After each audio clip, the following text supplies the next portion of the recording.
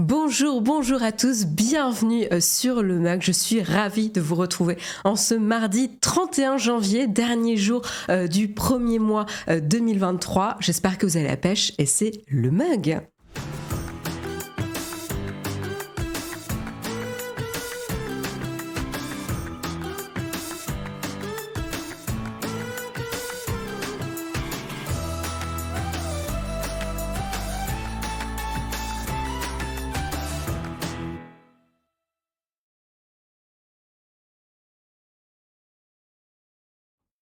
Bonjour, bonjour à tous, comment allez-vous aujourd'hui? Je suis ravie de vous retrouver en ce mardi matin.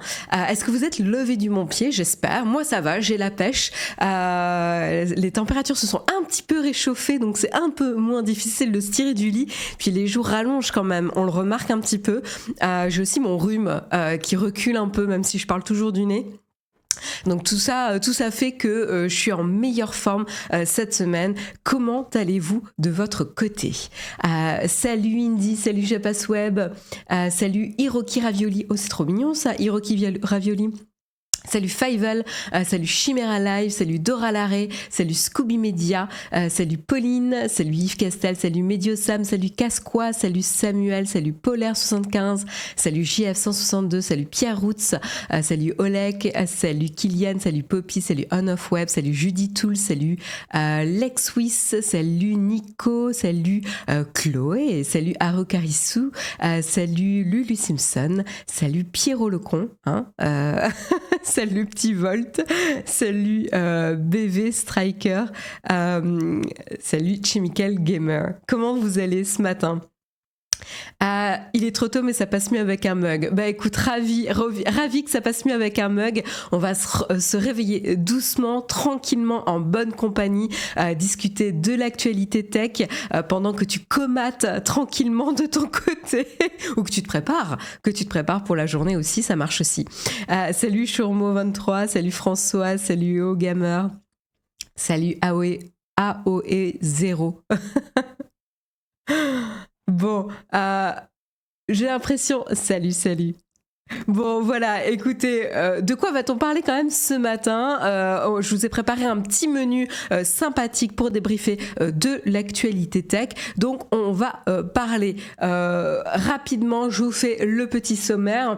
On va parler de un iPad pliant en 2024. Go, no go, est-ce que ça vous intéresse, est-ce que ça vous intéresse pas, juste avoir un écran plus grand, pouvoir le plier, etc. Est-ce que c'est quelque chose qui vous intéresse? Vous me le direz. On parlera aussi de Google qui accepte les demandes de la Commission européenne pour être plus clair sur le rôle qu'il joue sur ses propres services et clarifier quelques pratiques, on va dire, sur différents services. Donc les services visés, c'était Google Store, Google Play, Google Flights et Google Hotel. Donc on verra un petit peu qu'est-ce qui va changer sur ces services. On parlera encore de Google qui fait parler de lui avec l'annonce d'une nouvelle intelligence artificielle, ou en tout cas un nouveau service qui va utiliser l'intelligence artificielle, c'est Music LM. Alors c'est vrai qu'on avait la création d'images et d'illustrations avec Midjourney, on avait la création de textes et de contenu textuel avec ChatGPT. Ben maintenant c'est la musique sans grande surprise, puisque c'était un petit peu la suite logique, on va dire ça comme ça. Et donc du coup Google nous présente du coup son service Music LM. On a pu justement écouter certains morceaux qui avaient été générés par une intelligence artificielle et une description un petit peu à la manière de ChatGPT, justement, où vous envoyez une requête, une demande textuelle, où vous décrivez votre demande et ensuite l'intelligence artificielle va composer, créer ou définir en tout cas un morceau musical qui correspond à ce que vous avez demandé. Alors, est-ce que c'est harmonieux? Est-ce que c'est musical? Est-ce que c'est quelque chose qui vous plaît? Vous pourrez tester par vous-même et vous me direz ce que vous en pensez tout à l'heure. Si vous pouvez d'ailleurs partager l'article avec les morceaux de musique de Music LM dans la chatroom, ça serait top. Donc voilà, donc on parlera d'intelligence artificielle, on continuera à parler d'intelligence artificielle puisque on parlera cette fois-ci d'intelligence artificielle en Chine. Et oui, là on a parlé de beaucoup de sociétés américaines jusqu'ici ou d'associations d'origine américaine qui s'organisaient ou créaient beaucoup d'émulations autour de l'intelligence artificielle, mais les Chinois ne sont pas en reste puisque Baidu arrive avec son propre concurrent en intelligence artificielle. On verra quelle application il prévoit pour cette intelligence artificielle, pour ce géant de moteur de recherche chinois. Ce sera assez intéressant d'en discuter. Et puis après la Chine, on reviendra un petit peu en France pour prendre des nouvelles notamment des JO 2024 et plus précisément des Jeux Olympiques Paralympiques de 2024 avec un projet de loi qui a fait bondir la quadrature du net avec notamment l'utilisation de la reconnaissance, enfin pas de la reconnaissance mais de la vidéoprotection avec des algorithmes, hein, donc la vidéoprotection algorithmique qu'on appelle VRA qui n'est pas du goût de tout le monde. On verra pourquoi, quels sont les risques, quels sont les enjeux d'utiliser cette technologie. C'est assez intéressant d'en parler, qu'on soit ou pas d'accord avec la quadrature du net. C'est important d'être au courant sur ce type de pratique et de ce type d'outils pour prévenir les risques sécuritaires pour la population. Et puis on continuera cette fois-ci après la France, on fera un bond aux États-Unis où là on a les conservateurs qui déclarent un petit peu la guerre à la Xbox, la jugeant trop woke. On verra pourquoi, d'où ça vient. Ça vient un petit peu d'une initiative de la Xbox pour se montrer un petit peu plus verte et respectueuse de l'environnement. On pourrait appeler ça greenwashing aussi, comme vous le voulez. Mais voilà, ça n'est pas du goût de tout le monde et certainement pas du goût des conservateurs. Et puis on terminera avec le gaming encore, mais cette fois-ci avec Ubisoft. Ubisoft dans la tourmente actuellement et on verra pourquoi, qu'est-ce qui se passe actuellement de leur côté. Jeux annulés, chute en bourse, petites annonces de remaniement interne. Qu'est-ce qui se passe concrètement ? Voilà un petit peu pour le programme. Donc vous voyez un programme assez riche, assez avec pas mal de suspense si vous n'avez pas encore lu les articles. Donc ça va être intéressant d'en parler. Une Xbox bio sans conservateur, ça les fâche. Pas mal l'ex-Suisse. Joli commentaire. J'espère en tout cas que vous êtes motivés. Je vous propose de commencer tranquillement avec le Kawa.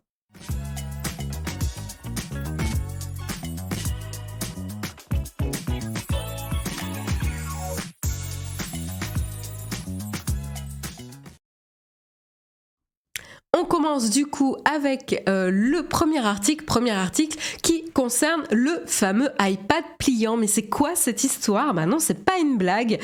C'est donc l'analyste. Alors attendez, je sais pas ce qui se passe, j'ai perdu mes petites notes. Voilà, mes petites notes sont revenues. C'est l'analyste que l'on connaît bien maintenant qui s'appelle... Excusez-moi, le highlight m'a rendu illisible les informations que je voulais mettre en valeur. C'est un petit peu un comble.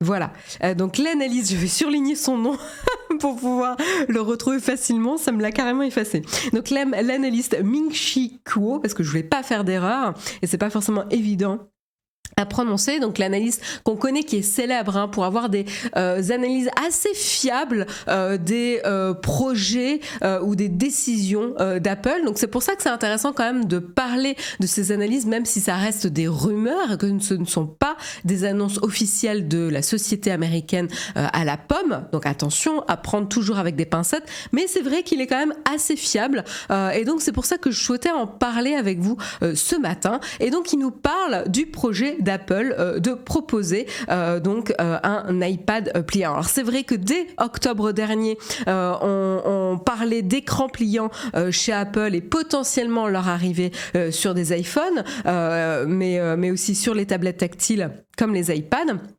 Mais a priori, d'après l'analyste de TF International Securities, il affirme que ce serait donc plutôt sur l'iPad. Ça commencerait en tout cas avec un iPad pliant. Cet iPad pliant, donc il aurait cette fonctionnalité et cet avantage précis, mais ce ne serait pas le seul. Il aurait également une béquille en fibre de carbone. Alors vous allez me dire, mais pourquoi fibre de carbone? Pourquoi être aussi spécifique finalement sur la matière? Tout simplement parce que la fibre de carbone permet une extrême solidité, mais également une grande légèreté. Donc c'est un combo assez évident pour Apple ici, et ça permettrait du coup de pouvoir utiliser très très facilement sa tablette comme un ordinateur portable, tout simplement en le posant sans avoir besoin d'une cover additionnelle pour avoir cette espèce de stand, parce que moi c'est ce que j'utilise un petit peu ici. Je vais débrancher mon iPad, mais vous voyez, j'ai une béquille, mais c'est une béquille qui est intégrée à ma cover d'iPad ici. Et donc là, ça serait carrément intégré. Voilà. Donc ça, c'est prévu. Et ça rappelle tout à fait les béquilles chez Microsoft de la Surface, tout à fait. C'est à peu près le même principe. Alors Baron Mariota nous dit c'est méga cher la fibre de carbone. On n'a pas encore d'informations sur le prix, hein, donc c'est possible que ça soit une nouvelle gamme de prix qui arrive sur la catégorie tablette d'Apple, mais ça on n'a pas encore d'informations. Ce qu'on sait en tout cas, c'est que cette béquille serait conçue par NG Technology, c'est un fournisseur chinois. Qu'est-ce qu'on sait de plus? Que du coup, la production des autres iPads d'ici la sortie de cet iPad pliant qui serait plutôt en 2024, on va pouvoir attendre un petit peu, puisqu'il nous dit qu'aucun modèle ne serait ainsi prévu dans les 9 à 12 prochains mois, et que la prochaine tablette attendue, l'iPad mini, ne devrait entrer en production qu'à compter du premier trimestre 2024. Donc ça veut dire pas avant au moins la fin 2024 pour sortir, pour avoir le temps d'avoir la production du stock nécessaire pour prévoir la mise en vente. Voilà.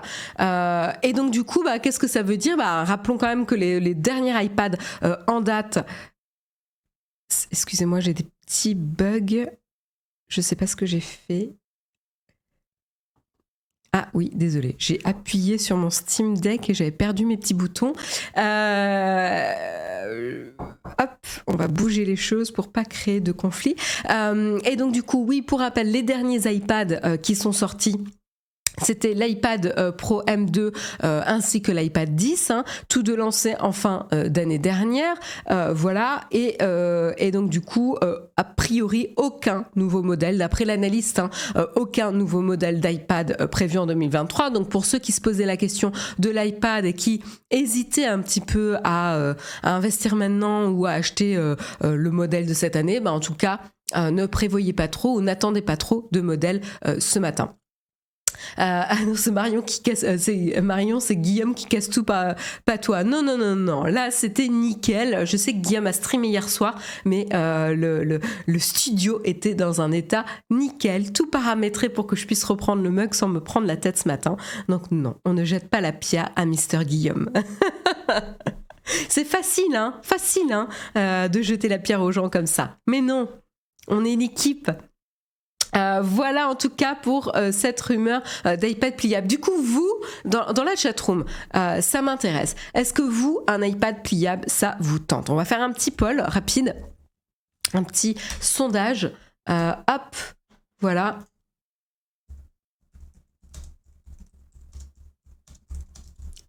iPad pliant. Hop, oui.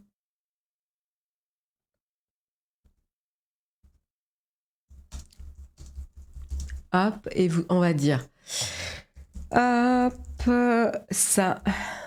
Ensuite,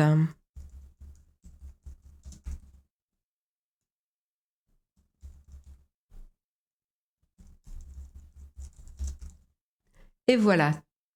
On commence le sondage. Donc voilà, donc iPad pliant, oui ou non.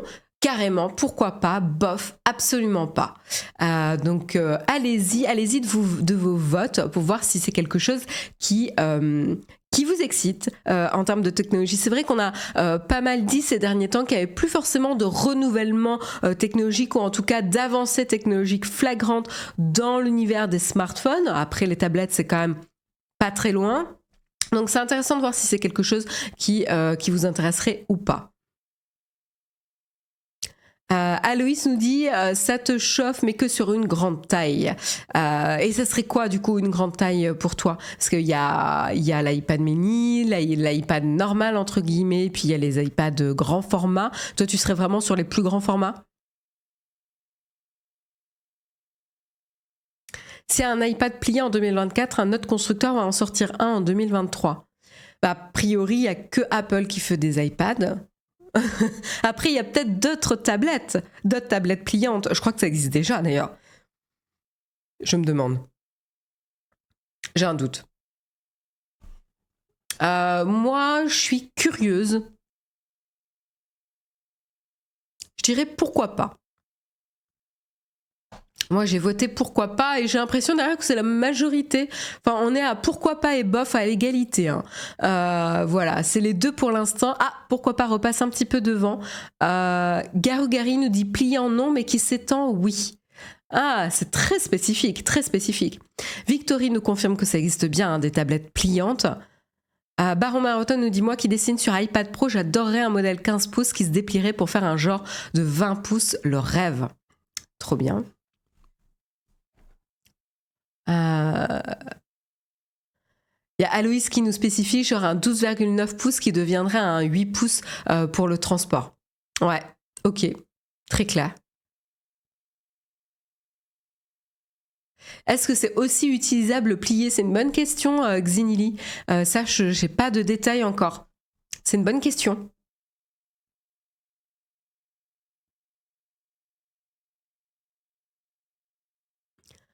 Si c'est pour avoir un iPad à 5 000 €, non merci. Nelly Eric, je pense pas. Je pense qu'il pourrait le faire plus cher que les iPads actuels, mais je pense pas que ça irait jusqu'à 5 000 €, honnêtement. Ça ferait un peu se tirer une balle dans le pied, à moins qu'ils visent uniquement le secteur professionnel, ce qui pourrait être le cas, hein, mais s'ils ne prévoient pas de sortie d'iPad en 2023, la sortie de l'iPad en 2024 sera très attendue et il faudra un iPad pour le grand public dans tous les cas. Donc voilà, après ce sera peut-être pas l'iPad pliant, ils annonceront peut-être un autre à côté, mais il en faudra un pour le grand public. Et donc du coup au niveau du sondage on est sur pourquoi pas, hein, 41%, 50 personnes qui ont voté pour pourquoi pas, et puis très proche derrière on a bof. 45 personnes qui voilà, sont pas super intéressées. On a quand même 15 personnes qui disent carrément. Voilà, donc voilà, vous l'attendez avec impatience. Impatience. Tout à fait, j'ai du mal à parler ce matin. Et 13 personnes, 11% qui sont absolument pas intéressés. Donc voilà, au moins vous êtes clairs. Vous n'attendrez pas avec impatience la conférence de 2024 pour les iPads, c'est très clair. J'en profite pour remercier Terralock pour son soutien. Un grand merci à toi. Et n'oubliez pas, vous pouvez évidemment soutenir Nowtech via les primes et les subs sur Twitch, mais vous avez plein d'autres manières de nous soutenir, que ce soit via Patreon pour pas avoir à y penser, et vous pouvez définir un petit don récurrent comme genre le prix d'un café par mois. Ça nous aide vraiment. Ça peut paraître léger comme soutien, mais en fait nous, comme c'est récurrent, ça nous permet de pouvoir prévoir dans le futur et d'avoir un budget et pouvoir se développer. Donc c'est super utile, il n'y a pas de euros de trop.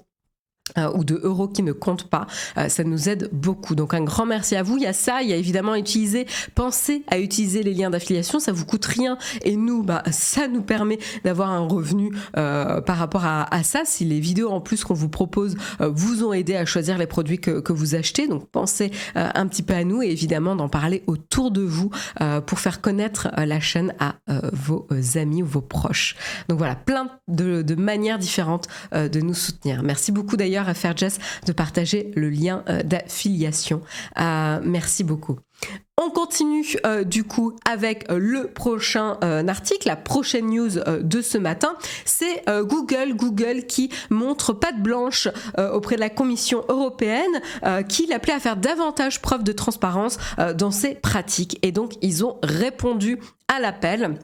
Voilà, ça fait depuis 2021 que Google est en discussion avec différents organismes et institutions de l'Union européenne, dont la Commission, l'autorité néerlandaise pour les consommateurs ou encore la Direction générale de l'inspection économique belge, pour apporter justement certaines modifications à leurs services et outils. Et comme je disais en introduction, les services qui sont visés, ce sont tout particulièrement le Google Store, le Google Play, le Google Hotel et Google Flights. Alors concrètement, pourquoi ?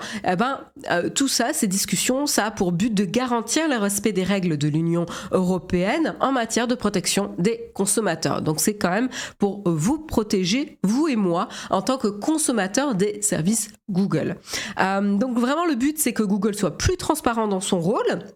Par exemple, si on prend Google Hotel et Google Flight, on a plein de consommateurs, je pense que ça vous est arrivé à vous dans la chatroom comme ça m'est arrivé à moi. On est de plus en plus nombreux à utiliser les services de Google pour réserver nos vacances ou ne serait-ce que pour comparer des prix. Et donc on va consulter les prix, les avis, effectuer des achats, à tel point que certaines personnes, peut-être pas nous parce on sait pas mal, on est assez au courant en termes de tech et de services, mais ça pourrait faire penser à certaines personnes que Google est une véritable agence de voyage. Parce qu'en fait, ils réservent tout, pratiquement tout, depuis Google.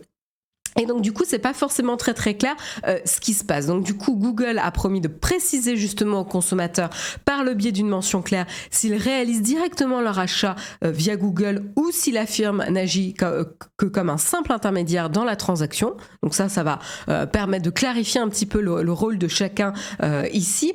Et puis il va également, Google, clarifier les promotions.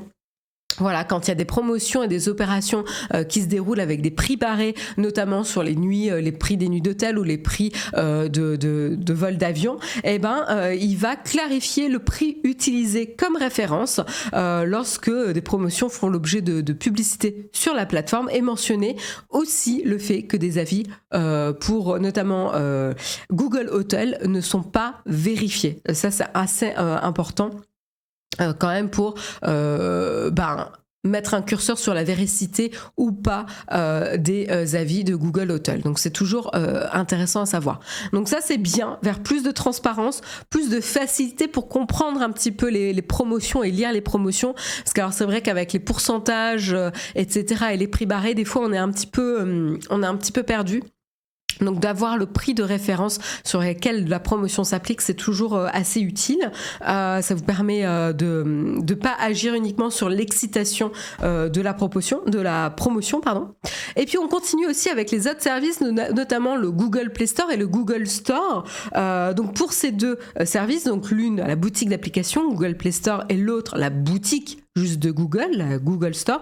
Google va clarifier les coûts de livraison, le droit de rétractation, les données liées aux possibilités de réparation ou de remplacement seront également mis à disposition du public. Donc ça, c'est plus d'informations, plus de clarté, c'est toujours bien. L'entreprise promet aussi de faciliter l'obtention de certaines informations la concernant, notamment l'adresse, la mise à disposition aussi de coordonnées pour plus facilement la contacter. Merci. Et Google imagine même la création d'une hotline téléphonique, donc la capacité de pouvoir contacter le service client Google via téléphone. Donc ça, c'est assez pratique quand on a des problématiques par rapport à des produits achetés, des livraisons, etc. Donc ça, c'est quand même vraiment bien pour les consommateurs. C'est vrai qu'il y a une méthode intéressante de pas avoir de gens qui se plaignent sur ces services, c'est qu'en fait, vous n'avez pas de support mis en place. Alors, ça peut être un support téléphonique, ça peut être un support par chat ou même par email, mais au moins une manière de contacter le service client. Ça, c'est un droit des consommateurs. Voilà. Et puis le dernier élément où Google devra faire des efforts, c'est notamment fournir une indication claire sur la façon de consulter les versions du Google Play Store propres à chaque pays. Et les développeurs qui recevront aussi une information plus claire sur leur obligation de se mettre en conformité avec le règlement sur le blocage géographique qui consiste à rendre leur application accessible sur tout le territoire de l'Union européenne et également à permettre aux consommateurs d'utiliser un moyen de paiement pouvant provenir d'un autre pays de la zone pour effectuer l'achat. Voilà, avant il y avait des restrictions qui n'étaient pas en accord avec la législation de l'Union européenne et donc là, il n'y aura plus d'excuses et ils devront se mettre en accord. En effet, pourquoi Google va devoir être plus clair sur comment utiliser les Google Play Store des différents pays? C'est parce qu'à l'heure actuelle, Google impose des limitations techniques à l'utilisation d'applications qui seraient accessibles dans d'autres pays que votre pays d'origine.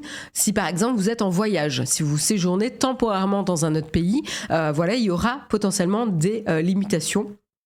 Et notamment, il y a une limitation, vous pouvez changer de pays qu'une fois par an pour pouvoir profiter du store dans lequel vous voyagez, etc. Ce qui n'est pas forcément pratique. Il y a des gens qui voyagent plus ou moins souvent, qui auraient besoin de pouvoir accéder à certaines applications plus ou moins souvent aussi. Voilà. Et aux yeux de la Commission européenne, cette pratique, ça reste une entorse du coup au règlement sur le blocage géographique. Et donc, du coup, ça sera modifié. Ça ne sera pas encore en place, mais ça reste quand même en discussion avec Google et la Commission européenne. Donc des progrès ici, des progrès qui vont dans le sens de la protection des consommateurs. Donc on ne peut que se réjouir par rapport à ça. Et c'est vraiment chouette de voir que la Commission européenne remplit son rôle ici de justement protéger les consommateurs. Voilà, donc c'est important aussi. On râle beaucoup dans le mug, mais c'est aussi important de mettre en avant quand il y a des choses qui se passent bien et quand des systèmes en place fonctionnent. Voilà, donc moi je trouve ça bien. Sur cette note, je vous propose d'enchaîner avec un autre article sur Google où là vous allez pouvoir râler, là vous allez pouvoir critiquer Google ou railler Google parce qu'on aime bien se défouler aussi et c'est Google qui invente sa propre intelligence artificielle, son propre service qui va faire appel à l'intelligence artificielle et c'est MusicLM. Et oui, après la création d'illustrations avec Midjourney, avec aussi la création de contenu textuel avec ChatGPT, et ben maintenant c'est au tour de Google de s'y mettre et de faire un nouveau bond dans la création de contenu via une intelligence artificielle et c'est avec la musique. Donc c'est un algorithme conçu par Google qui est à ce stade encore un prototype et qui permet de générer des sons en fonction de descriptions textuelles qui lui sont données. Voilà. Donc on va pouvoir avoir des duels de compositeurs et d'intelligence artificielle qui proposent leur battle musical. On n'y est pas encore, mais on n'en est pas loin, je pense. Donc, comme on en discutait, les applications de ce type d'intelligence artificielle se font de plus en plus nombreuses. C'est pas forcément étonnant que Google s'y mette. Et d'ailleurs, il planche dessus dans de nombreux domaines, puisqu'il y a notamment la médecine avec MedPalm, mais également les travaux que le groupe a mis en ligne le 26 janvier 2023, dont on va parler aujourd'hui, qui concerne du coup le monde de la musique. Donc, MusicLM, comme je disais tout à l'heure, le but, c'est de générer des sons qui s'apparentent à la musique à partir de descriptions textuelles. Donc, vous avez par exemple une mélodie de violon apaisante soutenue par un riff de guitare distordu. Et juste en donnant cette phrase, le MusicLM va pouvoir vous générer un son de 30 secondes qui va répondre à cette description. Mais c'est pas la seule possibilité. Donc, c'est intéressant parce que Numeraman, dans leur article, décrivent plusieurs types d'usages possibles avec MusicLM et comment générer différents types de morceaux. Donc vous avez la possibilité de générer de l'audio à partir d'une description complexe. Exemple, un morceau funky avec un rythme fort et dansant et une ligne de basse proéminente. La mélodie accrocheuse d'un clavier ajoute une couche de richesse et de complexité à la chanson. Tout ça, c'est la description. vous le donnez à Musicalm et il vous génère un morceau de 30 secondes. Vous pouvez aussi pousser ça avec une génération longue qui va avoir le même procédé, donc une description, mais qui va générer un morceau complet jusqu'à 5 minutes. Vous avez un autre mode qui s'appelle le mode histoire, où sur le même principe, il est possible de faire évoluer le son à partir d'une séquence de prompts, un peu comme un medley, passer du jazz au rock puis à la pop. Alors là où je suis pas très claire, c'est est-ce qu'il faut que dans la description, vous décriviez qu'il faut passer d'un style à un autre et vous décrivez comment le son évolue, ou est-ce que vous pouvez entrer des prompts sur un morceau qui est en train de jouer pour le modifier au fur et à mesure. Donc ça, je suis pas encore très très claire, mais c'est déjà hyper intéressant. Et vous avez également le conditionnement du texte et de la mélodie. Donc ça, ce procédé, ça ressemble un petit peu à Midjourney. Le conditionnement, ça passe par parler d'un style particulier. Par exemple, comme Midjourney, vous partagez par exemple le titre le nom d'un illustrateur particulier, d'un peintre particulier pour dire fais-moi une illustration dans le style de Escher, donc avec les perspectives impossibles. Ou Léonard de Vinci, etc. Et ça va vous faire un dessin ou une production visuelle dans le style de. Vous pouvez utiliser le même procédé ici avec Musicalm. Donc par exemple, si vous voulez avoir le morceau, par exemple, Roxane, joué par Chopin. J'ai dit n'importe quoi. Mais bon, c'est pour vous donner un exemple, quoi. Voilà. Donc ça, c'est pas mal quand même. Vous allez aussi pouvoir générer des sons de 10 secondes à partir de textes. Voilà. Et notamment pour avoir des samples ou avoir des bruits, des bruitages. Donc ça, c'est assez intéressant aussi. Donc c'est assez varié quand même comme application, puisque les sons, la musique c'est une chose, mais en fait la production de sons c'est encore beaucoup plus large. Donc je trouve ça assez intéressant. Alors j'ai testé, vous pouvez retrouver en ligne le projet. Alors attendez, je peux vous montrer un petit peu l'URL ici. Donc vous, oula, je sais pas ce qui se passe là. J'ai une, attendez. Hop. J'ai une mise en abîme super bizarre. Je sais pas pourquoi. Est-ce que c'est parce que j'ai débranché mon iPad tout à l'heure en cours de route?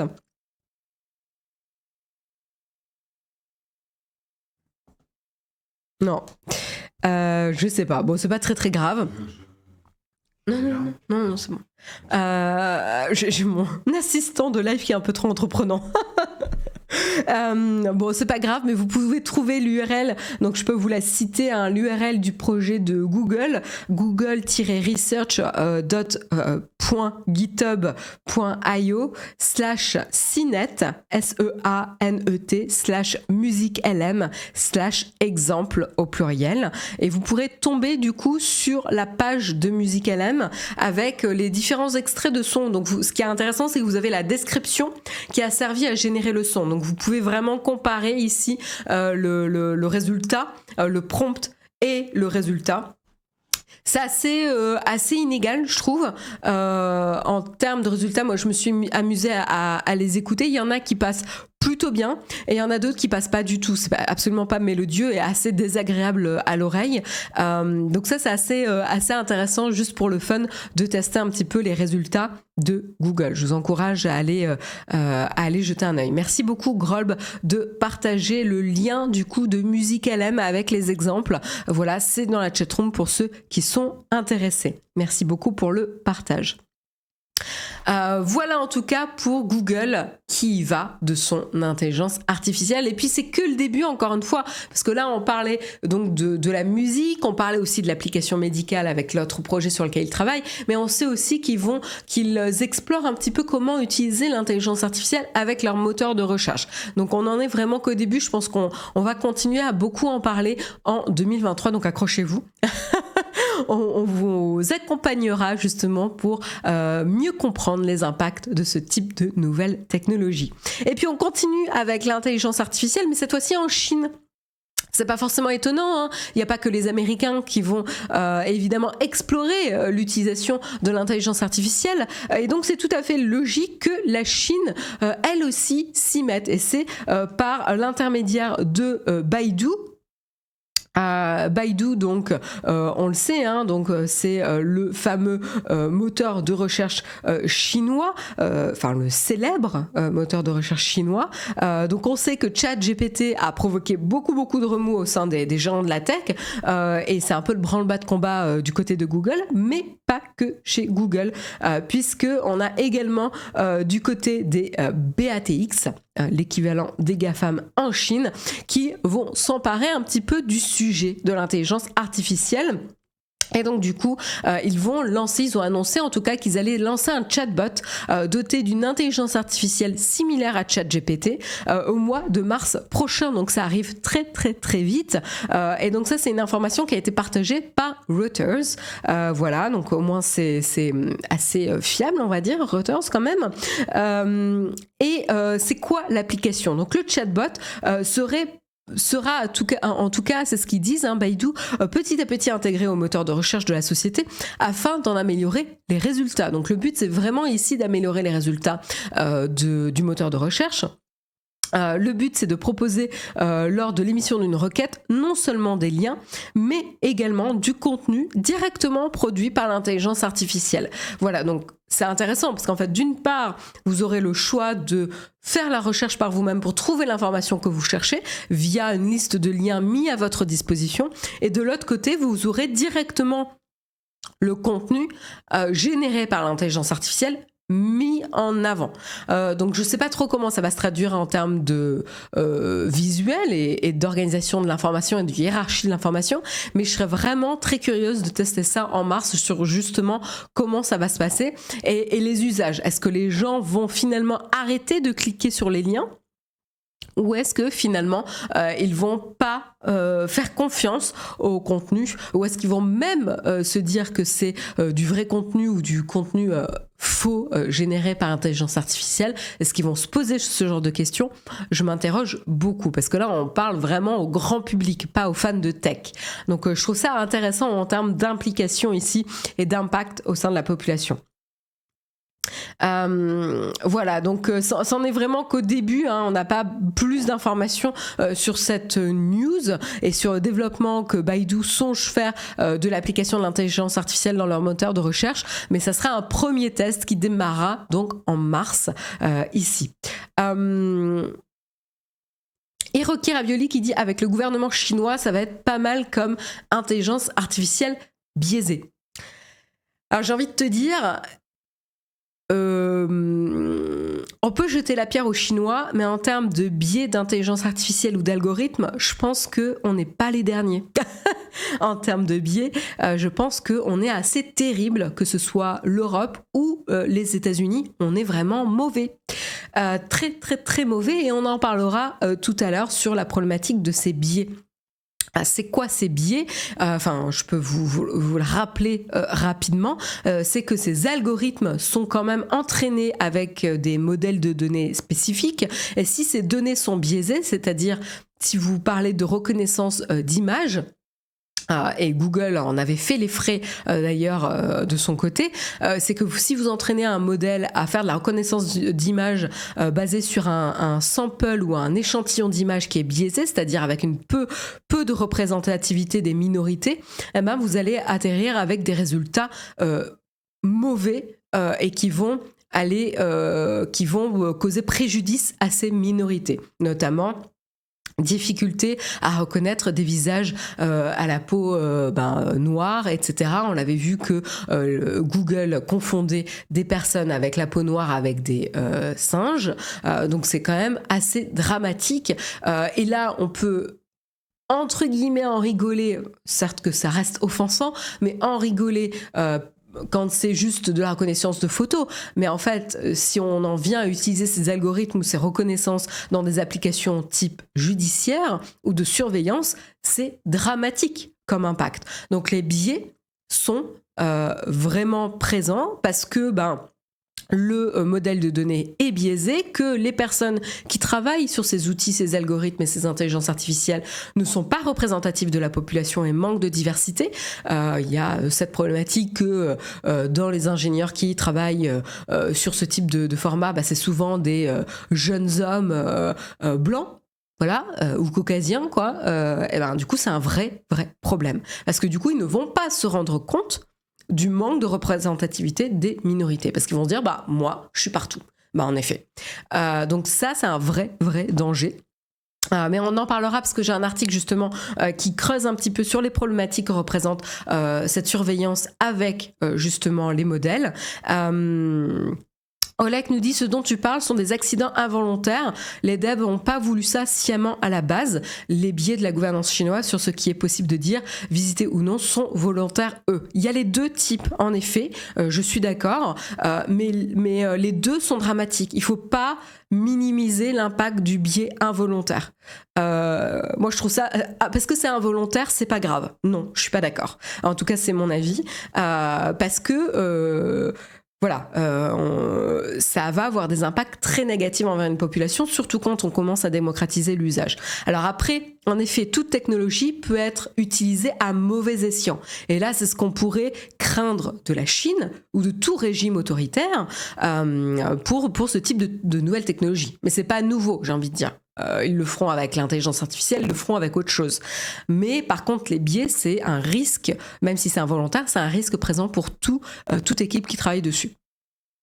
Et le rapport avec Baidu, c'est que Baidu va utiliser cet algorithme.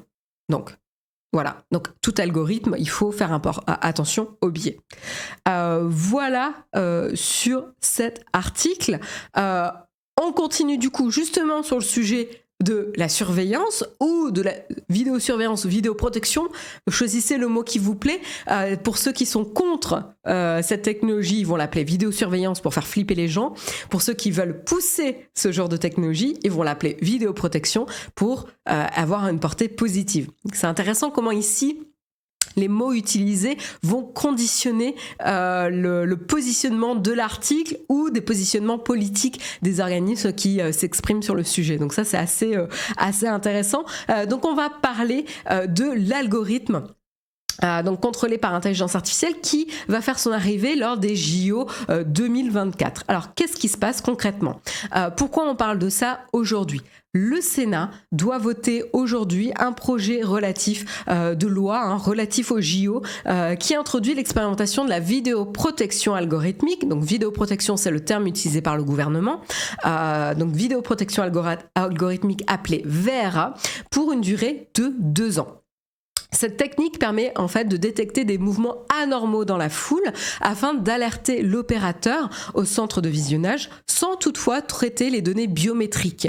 Ça, c'est vraiment la nuance ici. On ne traite pas les données biométriques des individus car c'est proscrit par la réglementation européenne. Mais ce qui est intéressant, c'est que donc il y a plusieurs voix qui s'élèvent contre ce dispositif et qui pointent un petit peu les risques et les dérives possibles avec ce genre de système, car c'est un dispositif qui n'a pas encore fait ses preuves, qui est jugé trop intrusif et une expérimentation qui n'en serait pas forcément une, d'après en tout cas les détracteurs de ce projet de loi. Donc ça, c'est assez intéressant de voir un petit peu les deux camps ou les avantages et les inconvénients. Donc voilà. Donc le projet de loi touche spécifiquement les Jeux Olympiques et Paralympiques de 2024. Donc c'est un projet de loi voté a priori aujourd'hui au Sénat qui sera ensuite discuté à l'Assemblée nationale. Et donc c'est via l'article, précisément l'article 7 ici, que l'exécutif essaye de légaliser l'expérimentation du traitement d'images de vidéoprotection par de l'intelligence artificielle. Donc c'est une première. Les images seront analysées par des algorithmes qui seront capables de détecter les mouvements anormaux dans la foule, bousculades, attaques terroristes, colis oubliés, etc., afin d'alerter l'opérateur au centre de visionnage. Mais attention, là, un des points où c'est critiqué, entre guillemets, sur cette expérimentation, c'est que ça ne serait pas vraiment une expérimentation limitée au cadre des Jeux Olympiques, puisque la description, c'est manifestations sportives, récréatives ou culturelles qui sont particulièrement exposées à des risques d'actes de terrorisme ou d'atteinte grave à la sécurité des personnes. Donc ça, c'est une définition qui a été promulguée dans la loi du 30 juin 2025, donc qui est prévu. Donc ça va permettre d'étendre le champ d'action finalement de cet usage d'algorithmes par intelligence artificielle. Et donc du coup, par exemple, ça pourrait englober la Coupe du monde de rugby, par exemple, pour utiliser ce genre de technologie. Donc le test n'est pas limité aux Jeux Olympiques. C'est ça qui est intéressant. Pour ceux qui défendent ce projet de loi, ils expliquent pourquoi ils ont besoin de cette technologie. C'est nécessaire car il y a tout simplement trop de caméras disponibles. En effet, si on veut pouvoir utiliser cette information en temps réel avec toutes les caméras qui sont mises à disposition, par exemple, si on regarde et on prend l'exemple uniquement de la préfecture de police de Paris, en 2020, on avait 3762 caméras appartenant à la préfecture de police même, et puis en plus 37 800 caméras appartenant à des autorités tierces, soit plus de 40 000 objectifs à surveiller. Et donc du coup, c'est pas forcément possible de détecter en temps réel ou de manière suffisamment réactive les risques qui pourraient se déclencher. Et donc du coup, c'est là où ils disent ça serait vraiment, ce traitement nous permettrait d'aider en tout cas l'opérateur qui est au centre de contrôle, de savoir où regarder et quoi vérifier, qu'est-ce qui mérite son attention versus qu'est-ce qui ne mérite pas son attention. Voilà. Donc a priori, seule l'utilisation d'un traitement algorithmique est de nature à signaler en temps réel cette situation à risque. Mais ce qui est intéressant, c'est de l'autre côté, vous avez la Quadrature du Net. Donc rappel, la Quadrature du Net, c'est une association qui défend les libertés fondamentales dans l'environnement numérique. Donc la Quadrature du Net qui s'exprime sur ce fameux article 7 et qui dit que c'est absolument disproportionné et que c'est une technologie très dangereuse dans l'espace public. Donc là, ce qui est apporté, en gros, c'est la solution est disproportionnée par rapport au risque. Et donc ça, c'est intéressant. On essaie toujours d'accorder les moyens mis en œuvre par rapport au risque que ça représente pour ne pas dériver vers des systèmes autoritaires, etc. Donc c'est important de toujours garder cet équilibre. Et donc là, en tout cas, l'argument de la Quadrature du Net, c'est selon elle, la vidéoprotection algorithmique, donc VRA, présente plusieurs problèmes, notamment les imperfections de l'intelligence artificielle. La technologie n'est pas neutre, c'est ce qu'on parlait tout à l'heure. Elle est mise au point par des humains et intègre leurs biais. Donc c'est les risques qu'on disait tout à l'heure. Il faut éviter d'avoir une équipe de codeurs qui ont tous 26 ans, sont tous caucasiens, sortent tous de la même école, sont du même genre pour qu'il y ait une diversité dans la représentation. C'est ce que avance l'avocat spécialisé dans le numérique Adrien Badevant. Et dans le texte, malheureusement, il n'y a rien pour encadrer ou limiter les biais. Ça, c'est ce que nous dit Thomas Dossus, sénateur EELV. Je ne sais pas comment on prononce cet acronyme. Et donc, du coup, on n'a pas d'informations sur qui définira les critères, qui définit est-ce qu'un mouvement de foule est normal ou anormal. Et donc ça, c'est un peu problématique. Ici, on a un flou artistique autour de c'est quoi les critères qui définissent qu'un mouvement de foule est anormal ou normal. Est-ce qu'on ne va pas viser une catégorie de population spécifique, etc. Donc ça, le manque de transparence ici est assez problématique. Ensuite, donc il y a les biais et les risques que représente l'usage de l'intelligence artificielle. Le deuxième point que souligne la Quadrature du Net, c'est le timing. Ils disent c'est les JO et en fait ça représente plus un enjeu économique qu'une expérimentation ici. En clair, ils vont utiliser les JO, en tout cas c'est ce qu'avance la Quadrature du Net, ils vont utiliser les JO comme vitrine pour les champions français de la vidéoprotection, pour promouvoir cette technologie et ces algorithmes pour ensuite avoir des parts de marché, conclure des deals par rapport à cette démonstration lors de cet événement sportif international. En tout cas, voilà, c'est ce que dit l'analyse, c'est ce qu'analyse Thomas Dossus.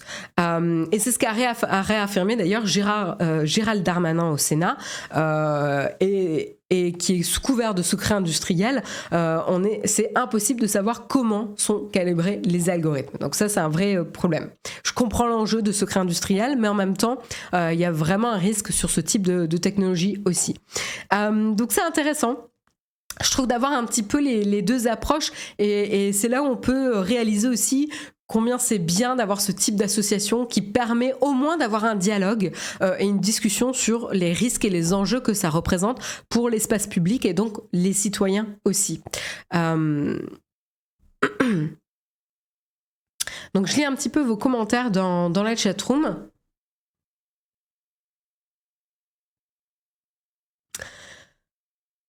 Ils vont pas l'utiliser sur une rencontre de tricot, ouais, tout à fait. Mais imagine s'ils l'utilisent sur une foule qui proteste. Nous sommes mardi 31 janvier. J'ai pris cet exemple tout à fait au hasard. Et donc de savoir exactement qui dans la population est allé protester en ce mardi 31 janvier pour utiliser cette information plus tard. Bon, alors là, on n'est pas sur de la reconnaissance biométrique, mais voilà, sur comment interpréter les mouvements de foule, on pourrait être biaisé et du coup avoir des problématiques dangereuses sur des conclusions, des faux positifs ou des faux négatifs qui ne prouveraient pas que de toute façon cette technologie est viable. Voilà, donc c'est ça la problématique. Voilà en tout cas pour l'article.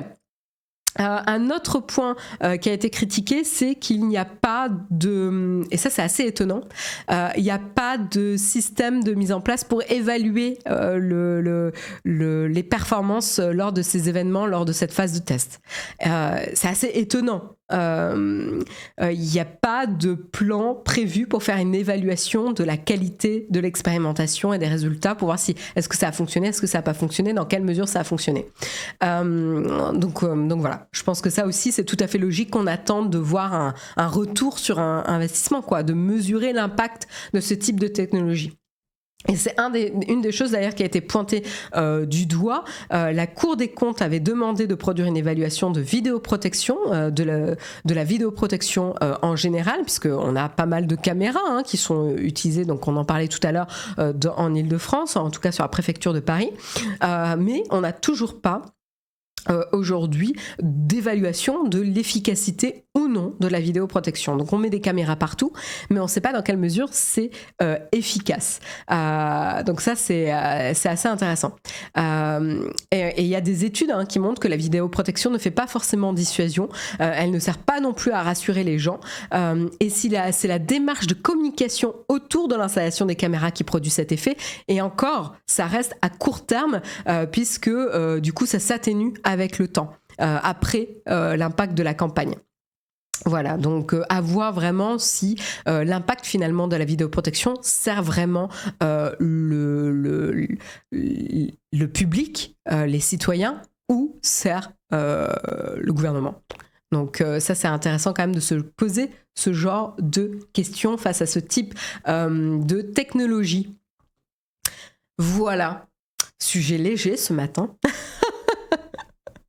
Non, mais c'est important de parler de ce genre de sujet et d'au moins d'être au courant de ce qui est en train de se passer. Voilà. Et d'avoir des débats et d'avoir ce genre d'organismes comme la Quadrature du Net. Je suis pas tout le temps d'accord avec leur position, mais il y a une vraie valeur à avoir un débat pour enrichir les points de vue de chacun et de mêler les perspectives, tout simplement. Voilà. Donc, je trouve ça vraiment, vraiment très bien. On continue et cette fois-ci, on traverse l'Atlantique pour aller du côté des États-Unis, puisqu'on va parler de la Xbox. La Xbox qui se fait pointer du doigt et railler par les conservateurs. Pourquoi ? Eh ben, ce qui faisait... Ah oui, je peux pas vous le montrer. Hop. Je reviens. Ce qui est visé, c'est une annonce de Xbox et donc Microsoft, une annonce qui... en tout cas, Xbox qui veut développer un futur du gaming plus respectueux de l'environnement. Et ça, c'est... Enfin voilà, vous avez une jolie page, c'est dommage que je puisse pas vous le montrer, mais vous avez une jolie page avec un gros logo Xbox sur fond vert et bleu avec des petites feuilles, etc., avec des petits icônes qui parlent de carbon aware, donc être conscient de l'impact et de l'émission de carbone. Les réglages d'énergie et l'action collective, etc. Parce qu'on a tous une responsabilité sur notre impact sur l'environnement, ce qui est vrai. Je suis pour la protection de l'environnement et je ne nie pas le réchauffement climatique, contrairement à une autre partie de la population. Mais c'est vrai que la page est toute jolie et on peut rigoler du greenwashing. Ça peut... Voilà, je comprendrais des gens qui disent greenwashing du côté de Microsoft et de Xbox. Ok, certes. Mais en même temps, c'est quand même intéressant de voir que l'enjeu de l'environnement devient un atout marketing, puisque du coup, si ça devient un atout marketing, eh ben, on va peut-être mettre plus de ressources pour agir vraiment dessus. Donc c'est quand même une première étape. D'abord de changer les attentes par rapport aux actions qui sont prises pour préserver l'environnement. C'est-à-dire avant, on n'attendait rien. Maintenant, les gens sont de plus en plus attentifs et donc du coup, il y a des opérations de communication, il y a des investissements qui sont faits. Et donc moi, je suis pas complètement ce genre d'opération de communication puisque c'est quand même une première étape vers un réel investissement et une réelle prise de conscience collective aussi sur ces enjeux-là. Mais en tout cas, c'est pas du goût de tout le monde, voilà. Et plus que du greenwashing, Xbox est carrément devenu la cible des conservateurs américains qui accusent du coup Xbox d'être trop woke. En effet, qu'est-ce qui s'est passé ? Donc, comme je vous disais, en janvier, donc je n'ai pas pu vous montrer le petit communiqué de presse, mais en janvier, Xbox annonçait avoir effectué des mises à jour mineures afin de réduire son impact environnemental. Et notamment, ils disaient sur leur blog, être conscient du carbone signifiait réduire l'empreinte carbone en optimisant les mises à jour et les téléchargements pour qu'ils s'exécutent à un moment où la console peut utiliser le plus d'énergie renouvelable. Donc ici, l'enjeu, c'est de pouvoir connecter, ou en tout cas que la console soit consciente de quel type d'énergie elle récupère à quel moment donné de la journée et d'optimiser les mises à jour et les téléchargements au moment où l'énergie mise à disposition provient de sources d'énergie renouvelable. Voilà, et d'éviter les moments de la journée où, parce qu'il y a de la forte demande en énergie, et ben du coup on va avoir un mix plus important d'énergie fossile utilisée pour subvenir aux besoins de la population. Et donc du coup c'est là où l'impact sera plus négatif. Donc ça c'est intéressant finalement où on va, ça paraît très très granulaire comme détail. Mais en fait, je trouve ça assez intéressant de penser jusque-là. Alors, vous allez me dire, non mais l'impact il est minime, c'est ridicule, etc. Mais je pense qu'il faut célébrer toute petite étape, tout petit pas. C'est un premier pas. Voilà. Il faut faire beaucoup plus, on est d'accord. Mais pourquoi pas ? Pourquoi pas ? Donc voilà, donc ils ont communiqué là-dessus et c'est vrai qu'au-delà de, on peut railler de l'échelle de l'impact de cette initiative, bah carrément là. On a eu les conservateurs qui ont vraiment raillé pas mal la Xbox. Ça a commencé justement avec Hensley Hart, co-animateur de Fox and Friends, qui a déclaré je veux dire, c'est fou ce qu'ils font, mais nous comprenons ce que c'est. Ce n'est pas que cela va réellement compenser les émissions. Le niveau de réduction est infinitésimal. Ils essaient de recruter vos enfants dans la politique climatique à un âge précoce. Et alors, pourquoi pas ? Pourquoi pas? Est-ce que s'assurer que nos enfants ou que la plus jeune population soit sensibilisée aux enjeux de l'environnement, c'est pas une première étape pour garantir que du coup leurs pratiques environnementales seront plus respectueuses? Bah oui, en effet, ça fait partie aussi de l'éducation. Et donc, bah oui, voilà, moi j'ai rien contre. Quand le message sert à un but positif, je vais plutôt soutenir ça. En effet, après, ça dépend son bord politique, on va dire. C'est peut-être pour ça que ça marche pas, mais voilà, pourquoi pas. Et donc du coup, il y a d'autres conservateurs qui se sont du coup un peu engouffrés dans la brèche de ce présentateur. C'est le cas notamment de l'America's Foundation, qui n'a pas hésité à relayer un article de médias de droite de The Blazer, qui affirme que la Xbox obligera les joueurs obligera les joueurs à éteindre la Xbox pour lutter contre le changement climatique. Donc c'est un article mensonger, hein, parce que la Xbox a bien expliqué dans son article de blog, c'est marqué noir sur blanc, ou bleu sur blanc, parce que je sais plus quelle couleur j'utilise pour le texte, mais c'est écrit très facilement, de manière très lisible, que tous les réglages sont changeables dans les settings, les réglages de la console. Donc si vous avez des choses qui vous plaisent pas, vous pourrez les changer dans tous les cas. Mais c'est vrai qu'ils vont passer par des pratiques par défaut, ce qui est plutôt pas mal, et pourquoi pas. Et de toute façon, l'impact auprès des joueurs va être minime. Évidemment qu'ils vont jamais pénaliser l'expérience des joueurs. La Xbox n'a pas envie de se tirer une balle dans le pied en empêchant les joueurs de jouer ou de télécharger les dernières mises à jour de leur jeu préféré. Enfin, ça serait ridicule. Je veux dire, l'enjeu premier de Xbox, c'est quand même d'avoir un business qui reste cohérent. Donc, ils vont pas tuer leur business en empêchant les gens de jouer. Voilà. Donc même leurs attaques paraissent complètement stupides. Excusez-moi, je suis un peu peut-être extrême, mais je veux dire, qui y croit 2 secondes, quoi. Donc c'est là où on a ce genre de désinformation qui commence à se diffuser en ligne et les gens vont s'offusquer par rapport à ça. Voilà. Donc toujours vérifier vos sources et rien de mieux que d'aller regarder le blog et l'annonce de Xbox lui-même pour vérifier qu'est-ce qui se passe, parce que là pour le coup c'est relativement transparent, quoi. Donc voilà, donc il y a même un article qui a été partagé par le sénateur Ted Cruz accompagné du message: d'abord les cuisinières à gaz, puis votre café, maintenant ils visent votre Xbox, ou encore le républicain Troy Nehls qui a tweeté: ils veulent prendre vos armes, ils veulent prendre vos réchauds à gaz, et maintenant ils veulent prendre votre Xbox, et après. Ce genre de rhétorique est quand même assez... moi, je la trouve un peu rigolote parce qu'elle est tellement disproportionnée, tellement comique. Enfin, voilà.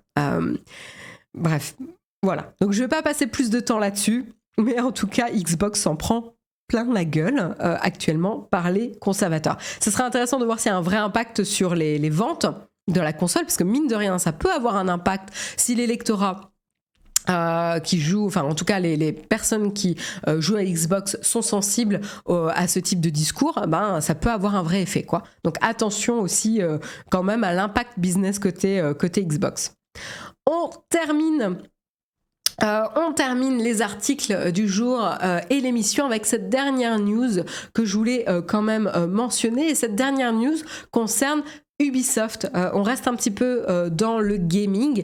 Qu'est-ce qui se passe du côté de Ubisoft ?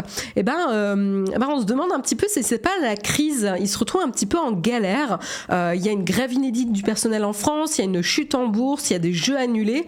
Bref, le début de l'année 2023 est pas génial pour Ubisoft. Donc pour aller un peu plus en détail, on a carrément Marc Rutschler qui est le représentant de la section syndicale chez Solidaire Informatique, qui s'exprime sur le sujet de la grève, et il dit: c'est la première grève d'une telle ampleur dans l'histoire d'Ubisoft depuis la création en 1986 de l'éditeur à l'origine de la série Assassin's Creed. Voilà, donc en effet, il y a un appel à la grève de toutes les entités françaises Ubisoft qui a été lancé vendredi après-midi pour dénoncer les pratiques managériales de la direction. Voilà, donc ça, première information. Ce qui s'est passé, c'est qu'a priori, au moins 100 personnes ont fait grève sur le site Ubisoft Paris Studio à Montreuil, en Seine-Saint-Denis, tandis qu'il y avait un rassemblement qui était aussi prévu devant le studio de Montpellier. Voilà. Donc a priori, pour nous, c'est un succès. Le message est clair pour la direction, d'après Marc Ruchelet, donc représentant de la section syndicale.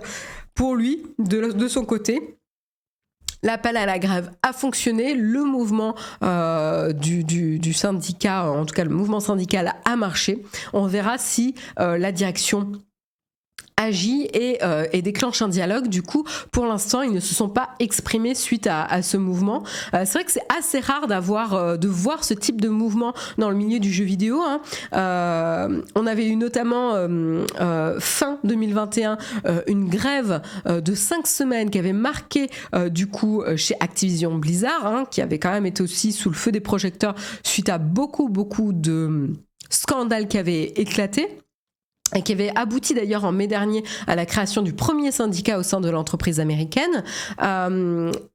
Chez Ubisoft, qu'est-ce qui a déclenché cet appel à la grève, concrètement ? A priori, ça viendrait d'un mail interne qui a été envoyé par le PDG Yves Guillemot, qui évoque des ajustements structurels à prévoir ou à venir, alors qu'Ubisoft s'est engagé auprès des marchés à réaliser 200 millions d'euros d'économies sur 2 ans. Et donc du coup, du côté du représentant de Solidaire Informatique, il s'exprime et il dit: pour nous, cela veut dire des plans de licenciement. Et quand on parle de faire des économies, cela veut dire virer des gens et ne pas augmenter le salaire de ceux qui restent, sachant qu'on nous met la pression en disant: c'est à vous de faire mieux. Donc voilà, j'ai l'impression qu'il y a vraiment une mauvaise communication de la part des dirigeants en disant ajustement structurel, c'est un gros mot. Ça veut rien dire. Concrètement, c'est quoi les mesures qui vont être mises en place ? C'est vrai que ça semble une mauvaise idée de communiquer à son équipe en ne parlant que d'ajustement structurel. Parce que du coup, ça laisse la porte ouverte à l'imagination. Il n'y a rien de pire que ça pour des employés qui sont dans le flou et qui vont avoir peur pour la perte de leur emploi. Et du coup, humainement, ils vont imaginer le pire, des licenciements, etc. Et ça pourrait amener à ça. Je dis pas qu'on parle pas de licenciement, mais en fait, on ne le sait pas. Donc, ajustement structurel, il faut être plus précis et dévoiler un plan d'action transparent envers les salariés avant de communiquer, quoi. Ça me semble assez important quand même de respecter ces salariés suffisamment pour leur faire confiance avec l'information et les accompagner sur comprendre en quoi ces ajustements structurels vont les impacter. Parce qu'ils vont les impacter. Voilà. Donc du coup, voilà, c'est pas très étonnant qu'il y ait eu un appel à la grève face à Ubisoft qui fait des grandes annonces sur les grandes économies qu'il compte faire. Du coup, il y a des questions qui se posent sur concrètement comment ces économies vont s'opérer. Qu'est-ce que ça veut dire ajustement structurel ? Et directement, ça déclenche la peur justifiée ici des employés. Voilà. Et sur le plan financier, Ubisoft se porte pas super bien. Ils ont chuté assez lourdement en bourse depuis l'annonce mi-janvier de l'abaissement de ses prévisions financières pour tout l'exercice 2022-2023. C'est pas très étonnant puisque c'est lié à la détérioration des conditions macroéconomiques. Et ça touche toutes les boîtes. On sait, le contexte macroéconomique continue à être très négatif, très impacté par les événements qui se déroulent à l'heure actuelle. Et donc, du coup, ils ont carrément annoncé des ventes réduites de plus de 10% par rapport à l'année précédente, alors qu'ils avaient initialement communiqué un objectif de croissance supérieur à 10%. Donc, évidemment, la bourse est très mécontente puisqu'elle va réagir toujours de manière extrême face à ce genre d'annonce. Et donc, son cours est revenu à ses plus bas niveaux de 2015-2016. Ça ne veut pas dire que ça ne va pas remonter après l'apaisement et les coups d'annonce, mais en tout cas, là, ça a pas mal chuté. Et puis enfin, parce que c'est pas fini non plus du côté d'Ubisoft, il y a une méfiance par rapport au management. Pourquoi ? Parce qu'en fait, il y a eu de nombreux avertissements sur le résultat, mais aussi par le deal qui a été réalisé par la famille Guillemot et la société chinoise Tencent, dont on avait parlé l'année dernière. Voilà. Donc c'était début septembre qu'on en avait parlé, que la famille Guillemot, qui dirige Ubisoft, avait scellé une alliance avec le géant chinois Tencent pour sécuriser leur emprise sur Ubisoft dans un marché du jeu vidéo en pleine consolidation. Donc ils voulaient un peu sécuriser leur position. Et puis enfin, dernier élément en leur défaveur pour Ubisoft, c'est les dernières annonces, notamment l'énième report du jeu Skull and Bones, initialement prévu pour novembre 2022. Voilà. Et puis également Ubisoft qui a indiqué avoir arrêté le développement de 3 projets non annoncés, en plus des 4 arrêts déjà annoncés en juillet 2022. On se dit, ça fait quand même beaucoup. Hein. Parce que du coup, si on arrête tous ces projets, qu'est-ce que font les équipes ? Parce qu'il faut bien soit les redistribuer, soit s'en séparer. Voilà, donc il y a aussi cette problématique. Alors après, Ubisoft n'est pas un cas isolé dans le secteur du gaming, mais en tout cas, on a Charles-Louis Planade qui s'exprime et il dit...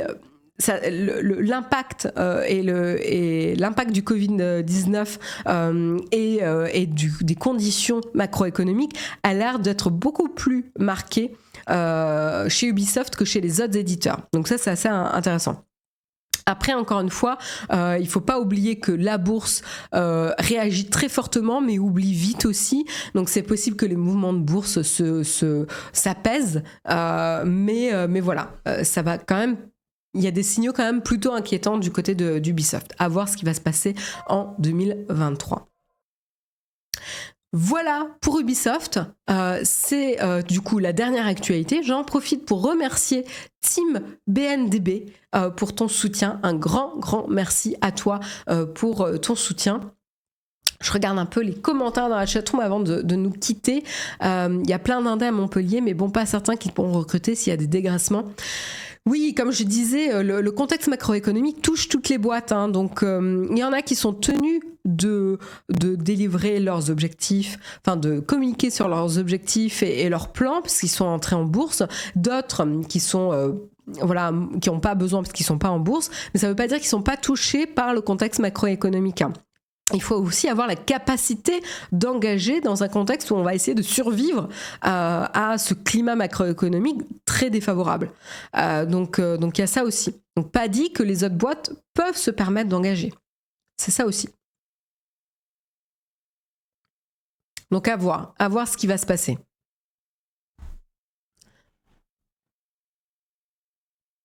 Je lis un peu vos commentaires. Ça va rationaliser les dépenses, optimiser les processus métiers et dégager la main-d'œuvre superflue. Voilà, là le dernier point, j'en sais rien, mais les 2 premiers semblent évidents et positifs même. Il ne faut pas attendre, j'ai envie de dire, certes le contexte macroéconomique va déclencher cette réflexion auprès de toutes les boîtes sur rationaliser les dépenses et optimiser les processus métiers. Mais ça, c'est plutôt bénéfique. Mais après, ce qui peut se passer, c'est limiter les nouveaux investissements ou la nouvelle prise de risque. C'est-à-dire, on va limiter le nombre de projets ou de nouveaux projets. On va peut-être plus miser sur des licences assurées, donc des suites de jeux, parce qu'on sait qu'elles ont déjà un public. Et il y aura moins d'investissement peut-être en communication à faire, parce que le jeu sera déjà un peu connu, ou en tout cas la licence sera un peu connue. Donc vous voyez un peu sur comment le contexte peut impacter sur les décisions stratégiques des boîtes aussi, quoi. Et ça, c'est assez intéressant. Donc à voir ce qui va se passer. On suivra évidemment les différentes annonces de Ubisoft, mais pas que, toutes les autres boîtes durant l'année 2023. Voilà. C'est la fin de l'émission. J'ai pas forcément de tartine et je dois m'éclipser relativement tôt aujourd'hui. Donc je vous remercie en tout cas pour vos échanges et d'avoir suivi l'émission ce matin. J'espère que ça vous a plu. Je vous retrouve moi en tout cas la semaine prochaine, mardi prochain comme d'habitude. Je vous donne rendez-vous la semaine prochaine. Et puis comme d'habitude, vous pouvez retrouver Jérôme à 8h demain matin pour le mug également. Avant de se quitter, je vous propose qu'on regarde un petit peu qui est là ce matin et on va rediriger vers... Tiens, peut-être un peu de Fortnite pour la matinée. On va faire ça. Allez, on continue vers Manuel Ferrara. Hop, et puis moi, je vous souhaite une excellente journée et je vous remercie encore de m'avoir suivi ce matin et à très vite. Bye bye.